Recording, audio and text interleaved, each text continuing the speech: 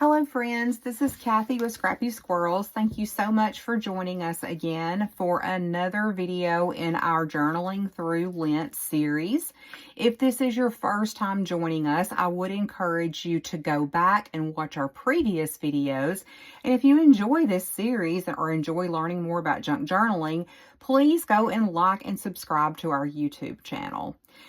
Now, friends, I just have to tell you something really embarrassing for those of you who have been with me through the series. I just went through the entire making of our next page and realized that I didn't have the video turned on. So I'm so frustrated, but I'm going to go ahead and I'm going to talk you through what I did, and I am going to finish up the details while we're together. So just to backtrack, this was yesterday's page. The only thing I've really done differently here is I did add another little journaling tag just so I would have some extra space, and I've just tucked that into that first little side pocket. And if you remember, we were going to be decorating the back side of the page. And I hate that you missed all of this fun, but here's what we did. I'm going to remove this for the moment. So I took my little scrap cup, because I don't know if you guys are like me, but I save every tiny little bitty scrap. And I wanted to go ahead and utilize those pieces. So I've just created a border around the sides of the page, and these are just paper scraps, wallpaper, just music sheets, whatever, just bits and pieces. And so I was able to make that kind of patchwork look. And the way that I created today's pocket was using 2 coin envelopes from the Dollar Tree. So you can get these for $1.25. I mean, you can't beat that. And the largest one that I used is 3.2 inches by 4.5. And it's just the perfect size to hold a standard size tag. What I did for my tag, this vellum tag actually was one that I found at Hobby Lobby on clearance recently. And I really loved it, but I did want to back it with something. So I thought about Tina's idea of using vellum to kind of tone down if you've got like a really busy or a really dark piece of paper. Love this purple, but I did feel like it was a little dark for this journal. So what I've done is I've just cut a piece of that paper to exactly be the same as my vellum tag. I punched a hole, and I've just joined them together with a little bit of baker's twine. Now, you could also staple these together. You could sew these together. You could even use an eyelet and join them together in that way. But that is our tag. That will be our main journaling space. And then I decided I wanted to use not just 1, but 2 coin envelopes. Aren't these the cutest? So this is a smaller size. These are like 2 1/4 by 3.5 inches, 30 for $1.25. There is a larger size as well. I think I've just got one of these laying out, and I'm not sure. I know they're over 6 inches tall, so it was too big for this project, but those would come in handy. So what I did for my little envelope, because I did not want it to be so long that it covered up my stamping that I'd done, so I cut it down, inked around the edges, and I've just done a little bit of stamping, and I will go back and tell you guys what I used for that. I think you've seen me use this before, but this is the Bo Bunny Tiny Wildflower stamp set. And so you can see here where I have stamped just the word wildflower with a few little images, and then the word beautiful. And I finished it off with this butterfly sticker. So I was going to just decorate my tag to go in this pocket off camera, but once I realized that I had not videoed anything, I thought, well, I will at least let them join me while I decorate this tag. And I'm just kind of doing a similar patchwork style on the front of this tag, and then I'll leave the back open for journaling. So while I'm doing that, I do want to talk about our prompt for today, which was, where do you struggle to trust God? And that's kind of deep, right? I mean, I think it is. So I know that is an area that I certainly can relate to. I struggled many times in my life to trust God about different things.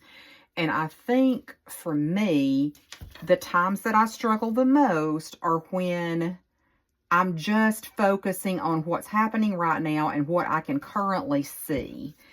And it's easy to get caught up in that and just kind of spiral. And I do have anxiety. I think I've shared that with you guys before. So during COVID was a good example of a time like that.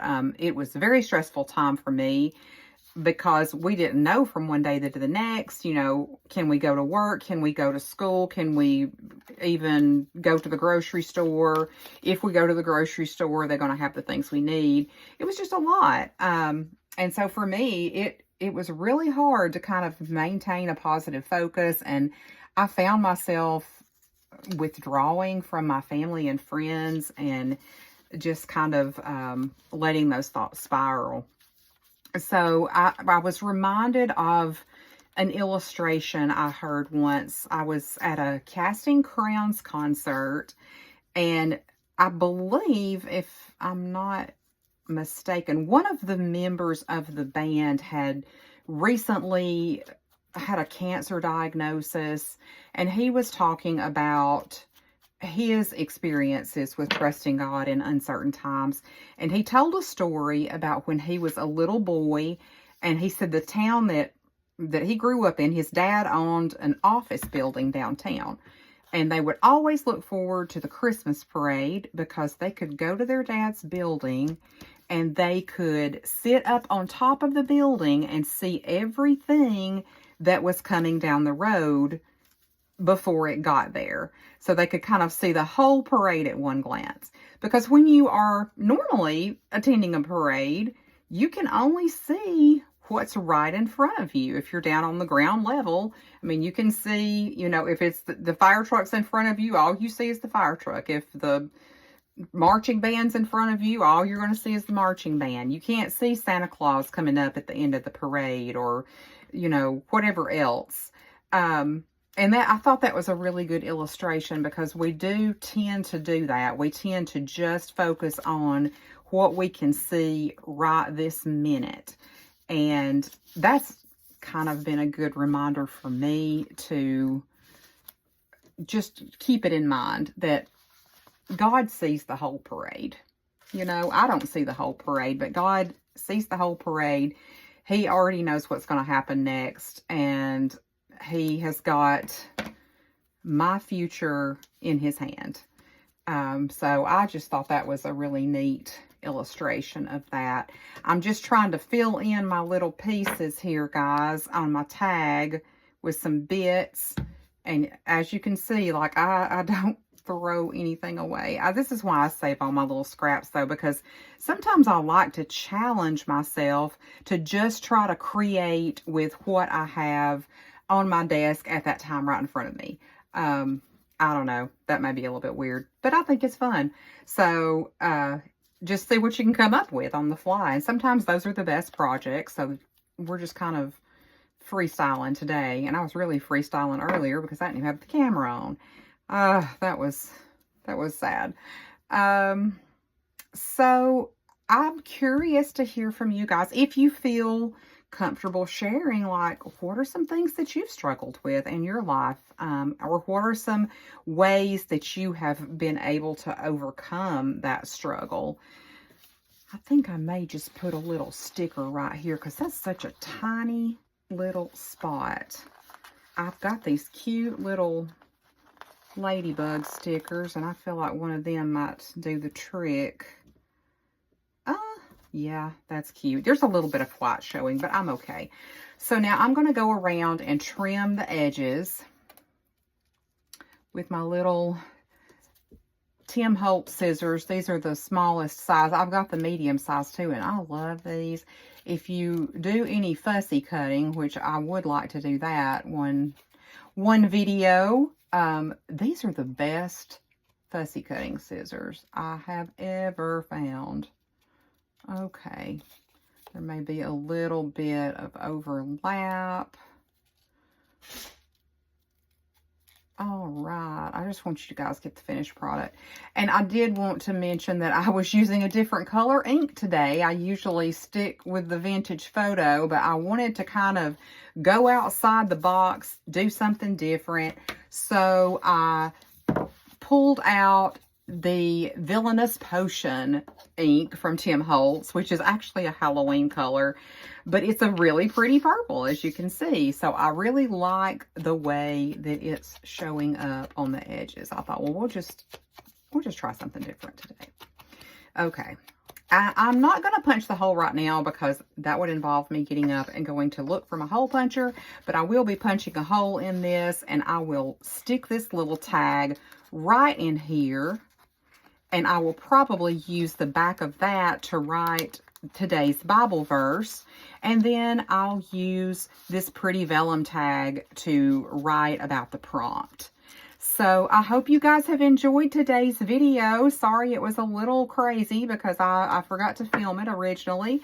But I hope you all will come back and join us for the rest of our series. And I hope you have a wonderful crafty day.